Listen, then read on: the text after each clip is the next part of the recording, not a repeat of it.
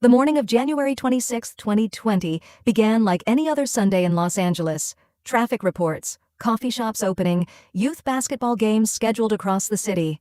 Somewhere above Calabasas, a Sikorsky S-76 helicopter cut through thick fog, carrying 9 passengers, including Kobe Bryant and his 13-year-old daughter, Gianna. They were heading to the Mamba Sports Academy. It was routine, a short flight, something he had done many times before. At 9:45 a.m., the helicopter vanished from radar. Within minutes, emergency calls flooded in. Smoke was seen rising from a hillside. First responders navigated steep terrain and low visibility. Early reports were fragmented. A crash, multiple fatalities, identities unconfirmed. Then the unthinkable surfaced online. TMZ reported that Kobe Bryant had died in a helicopter accident. The news spread faster than official confirmation. Phones lit up, group chats exploded, fans refused to believe it. He had just been courtside the night before, congratulating LeBron James for surpassing him on the NBA scoring list. When the NBA confirmed the death, the atmosphere shifted instantly. Games that night felt secondary, almost inappropriate.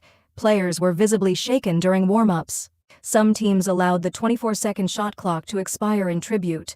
Outside Staples Center, fans gathered in disbelief, laying down jerseys, candles, handwritten notes. The arena's digital screens glowed with a single message: Kobe. The shock was not just about an athlete, it was about presence. For 2 decades, Kobe had been a constant in basketball culture, in highlight reels, in championship parades, in debates about greatness. He was still visible, still active, still mentoring the next generation. There had been no slow farewell, no decline broadcast to prepare the world. One moment he was coaching his daughter's team, the next, silence. But before the championships, before the Mamba mentality, before the numbers 8 and 24 became symbols, there was a teenager who skipped college and bet everything on the NBA. To understand why that hillside in Calabasas felt like a rupture in sports history, we have to rewind to the beginning, long before the sky fell. Long before the championships and championship parades, before Mamba became a philosophy, Kobe Bryant was just a child living thousands of miles away from Los Angeles. Born in Philadelphia in 1978 to former NBA player Joe "Jellybean" Bryant, Kobe spent much of his early childhood in Italy, where his father continued his professional basketball career. In small European gyms, he absorbed the game differently, watching international styles, studying footwork, understanding spacing. He learned Italian fluently. Basketball was not just sport, it was language, rhythm, structure. When the family returned to the United States, Kobe entered Lower Merion High School in Pennsylvania.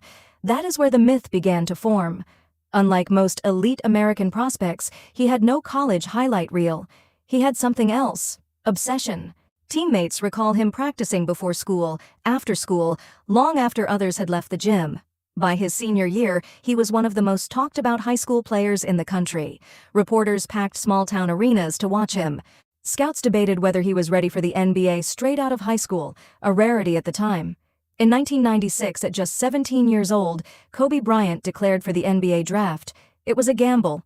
Skipping college meant skipping the traditional proving ground. On draft night, he was selected 13th overall by the Charlotte Hornets, then immediately traded to the Los Angeles Lakers. The decision would define his life.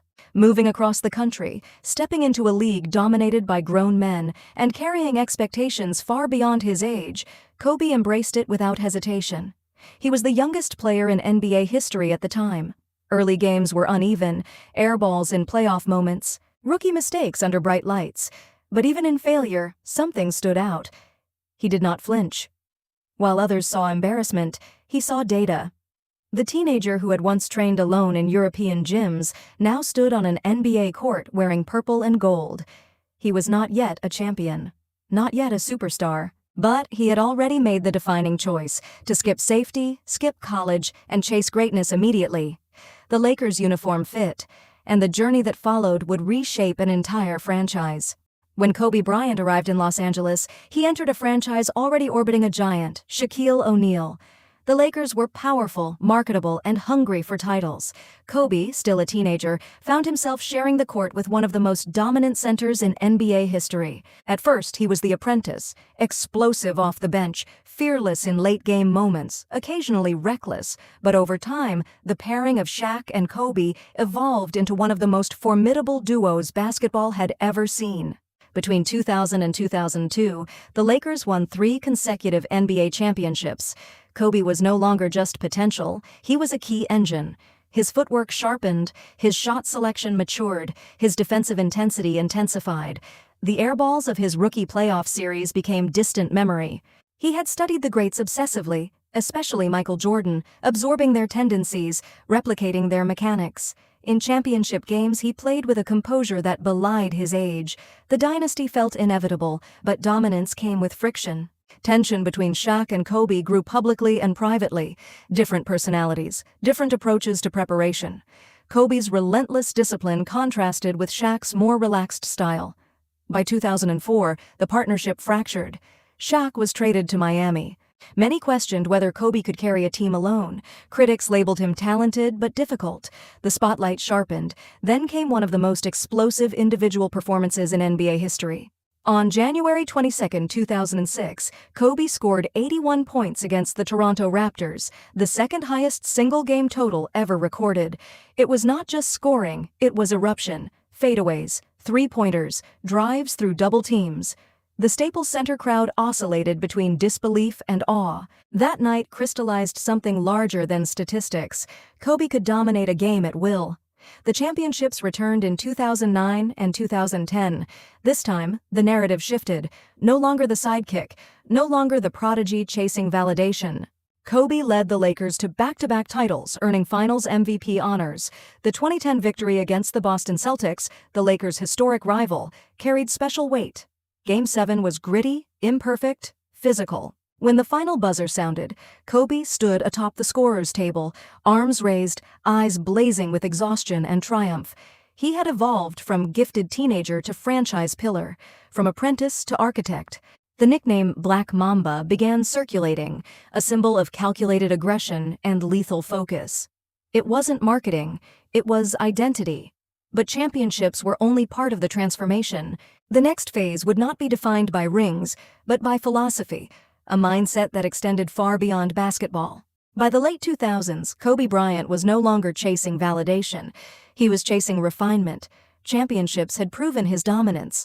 Now he wanted something harder to measure, mastery. Teammates told stories of arriving at the practice facility before sunrise only to find Kobe already drenched in sweat. Coaches described him dissecting game film frame by frame, searching for microscopic advantages.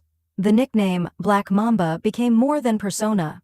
It evolved into a code: relentless preparation, emotional control, obsession with incremental improvement. The 2008 Beijing Olympics marked a pivotal moment in that transformation. Representing Team USA alongside other NBA superstars, Kobe became the emotional anchor of the squad. In close games, he demanded defensive intensity. In the gold medal match against Spain, he delivered crucial plays that sealed victory. The world saw a version of Kobe that blended leadership with sacrifice. The Mamba mentality wasn't just about scoring, it was about responsibility. As the years advanced, injuries accumulated. A torn Achilles tendon in 2013 threatened to end his career abruptly. Instead of retreating quietly, Kobe limped to the free throw line to complete his shots before walking off the court. It became one of the defining images of resilience in modern sports. Pain acknowledged, but not permitted to interrupt duty. When retirement finally arrived in 2016, it came on his terms.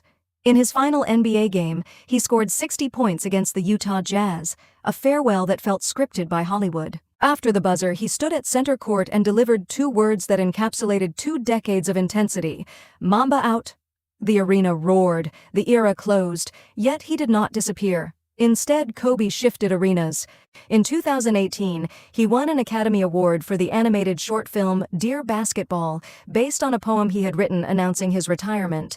It was an unexpected pivot, athlete to storyteller, but consistent with his appetite for reinvention. He invested in business ventures, authored books, and perhaps most importantly, embraced fatherhood publicly. Images of Kobe coaching his daughter Gianna's basketball team became increasingly common. He sat courtside explaining spacing, footwork, angles, the same details he once studied obsessively. His voice softened in interviews when discussing his daughters. The competitor remained, but the focus expanded. The Mamba mentality was no longer confined to hardwood floors. It became a blueprint for discipline across fields: sports, business, creativity. Kobe had transitioned from star to mentor, from scorer to teacher, and it seemed the next chapter was just beginning.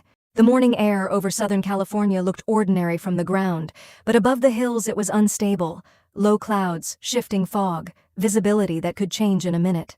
On January 26, 2020, a Sikorsky S-76 helicopter carried 9 people toward a youth basketball tournament at the Mamba Sports Academy in Thousand Oaks. Among them were Kobe Bryant and his 13-year-old daughter, Gianna. The destination wasn't an arena. It wasn't a red carpet event. It was a gym full of kids, parents, and coaches. That everyday purpose, so normal, so human, would later make the tragedy feel even harder to accept.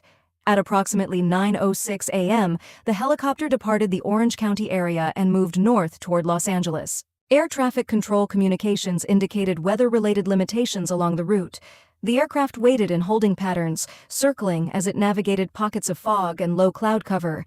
Eventually, it proceeded under Special Visual Flight Rules clearance. In simple terms, the helicopter continued in conditions where the pilot had to rely heavily on visual reference, something fog is designed to steal. Radar and flight data later showed the aircraft climbing and descending as it moved through uneven visibility. Witnesses in the Calabasas area would later describe hearing the helicopter before seeing anything, an engine sound cutting through gray air. Some reported that it seemed to be flying low, emerging briefly from cloud before vanishing again. Moments later, at 9:45 a.m., contact was lost. Smoke was soon visible on a hillside. Calls flooded emergency dispatch lines. First responders were forced to navigate steep terrain and poor visibility. Within a short time, the truth was confirmed. There were no survivors. What followed was an information storm. Early reports were incomplete. Names circulated online before families were officially notified. Authorities urged the public to slow down, emphasizing the responsibility of confirming identities with dignity. But the world moved at internet speed. The Los Angeles County Sheriff's Department held briefings while the investigation began. Across social media, the same sentence repeated in disbelief: "This can't be real." The National Transportation Safety Board, NTSB, launched a formal investigation. Over months, investigators reviewed weather conditions, radar data, pilot communications, and flight path reconstruction. In 2021, the NTSB concluded the probable cause was pilot spatial disorientation in poor visibility, leading to loss of control. There was no finding of mechanical failure. The language of aviation was clinical: fog, disorientation, descent, impact. But grief isn't clinical, it is personal. By nightfall, NBA arenas across the country dimmed. Teams placed the ball at midcourt and let the 24-second shot clock expire in silence. In Los Angeles, fans stood outside Staples Center holding jerseys, candles, and handwritten messages. And among all the tributes, one detail remained like a sharp edge. Kobe wasn't flying to celebrate fame. He was flying to support his daughter. The last chapter of his story began not in a stadium, but on the way to a youth game. In the days following the crash, murals began appearing across Los Angeles. Downtown walls, school gyms, alleyways transformed into canvases. 2 numbers repeated everywhere: 8 and 24. They were more than jerseys worn by Kobe Bryant. They became symbols of phases: youth and maturity, ascension and mastery. Inside Staples Center, both numbers already hung from the rafters, permanently retired. After January 26th, they felt untouchable. Legacy in sports is often measured in trophies. Kobe had 5 NBA championships, 2 Finals MVP awards, 18 All-Star selections, and 81 points in a single game. But statistics fade into archives. What endured more powerfully was language: Mamba mentality. It entered locker rooms, classrooms, boardrooms. Athletes from different sports cited it. Entrepreneurs adopted it. Students printed it on notebooks. It described a refusal to settle for comfort, an insistence on preparation, a discipline that did not depend on applause. At the public memorial held at Staples Center on February 24, 2020, a date chosen to reflect both jersey numbers, thousands gathered inside, millions watched worldwide. Teammates spoke. Friends remembered private moments. His wife, Vanessa Bryant, addressed the crowd with composure that silenced the arena. The ceremony was not only about achievements, it was about character. The competitor, yes, but also the mentor, the storyteller, the father who coached youth games with the same intensity he once brought to NBA Finals. In the years since, younger players reference him not as distant legend but as blueprint. Footwork drills echo his habits. Late-night training sessions mirror his stories. Even those who never met him feel guided by a standard he set. Legends in sports often retire quietly into statistics. Kobe's impact refused that fate. It moved beyond hardwood floors into mindset. His career ended in 2016. His influence did not. Numbers can hang from rafters, but mentality, that keeps playing.